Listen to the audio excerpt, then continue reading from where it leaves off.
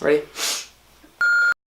Hello everybody, it is April. I am your host Ian Murphy. Let's jump into this month's news.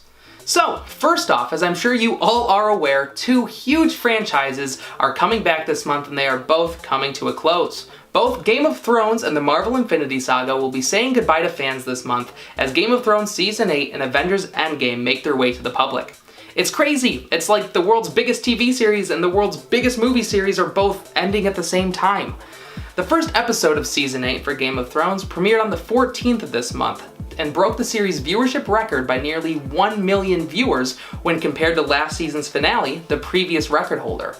According to HBO, the night of the premiere accounts for the largest night of streaming activity for HBO in history.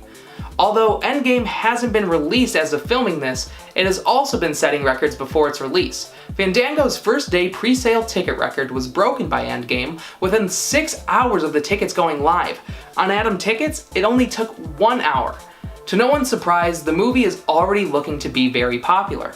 Very similarly to the Infinity War release last year, Marvel and the Russo brothers have addressed a letter to the public asking everyone to remain silent in terms of Endgame spoilers.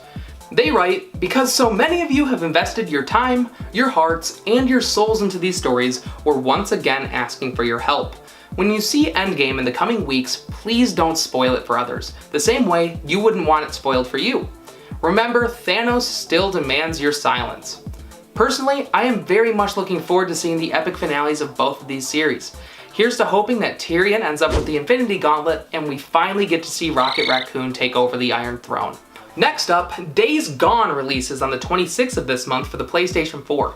The long-awaited zombie-filled action-adventure game finally hits store shelves after years of waiting from PlayStation fans. Those picking up the story-driven zombie-filled blockbuster can expect a 30-hour campaign filled with 6 hours of cutscenes. Those who have played the game say it checks all the boxes you'd expect from a AAA action-adventure open-world game. A huge map decorated with various side missions, endless scores of enemies, and a variety of weapons to choose from when performing acts of zombie carnage. Sony has been killing it in terms of exclusives recently, and I'm sure that this game will be no different. Although it may not be a home run like Spider-Man or God of War, it's still going to be very successful nonetheless.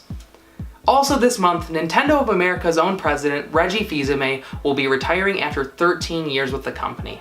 Reggie has been there through the success of the Wii, the 3DS, and the Nintendo Switch. He was also there for the Wii U, but we'll forgive you for that one, Reggie. Reggie says he intends to spend his newfound time with friends and family. For years, Reggie has been the face of Nintendo for many fans.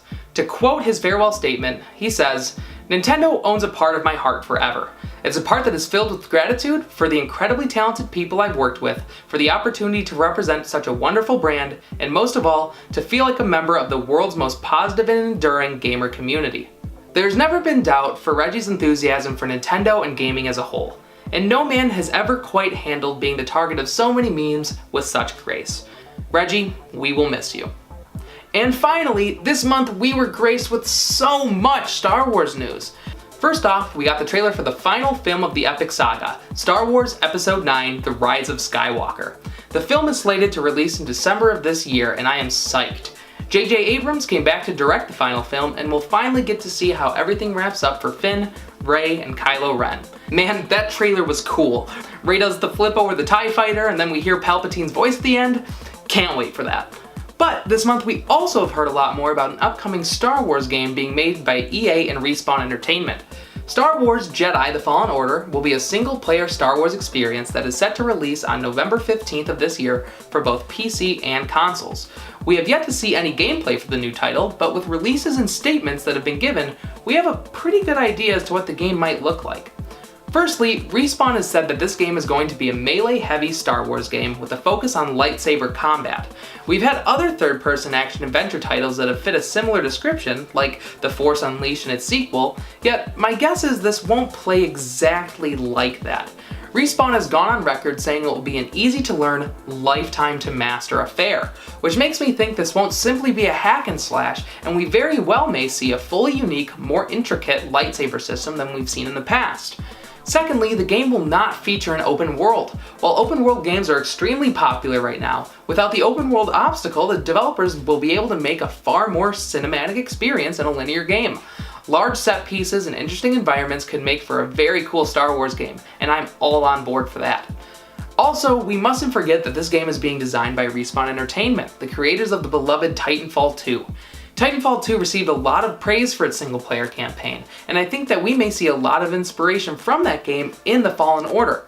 In one sequence of the trailer, our protagonist runs on a conveniently placed wall, much like you'd see in any game with a wall-running mechanic. I think we will definitely be playing a game with cool and interesting movement mechanics, similar to Titanfall 2 with maybe even a dash of Mirror's Edge. And finally, there's a good chance that this game is going to be somewhat lengthy.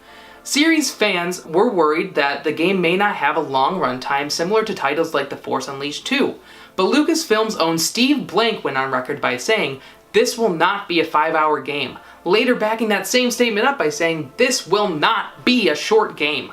It's impossible to say for now exactly what the game will look like come November, but with what we know now, I'm anticipating a very cool Star Wars single-player experience. Well, that's going to do it for April's news. Thank you so much for watching. Have a good one.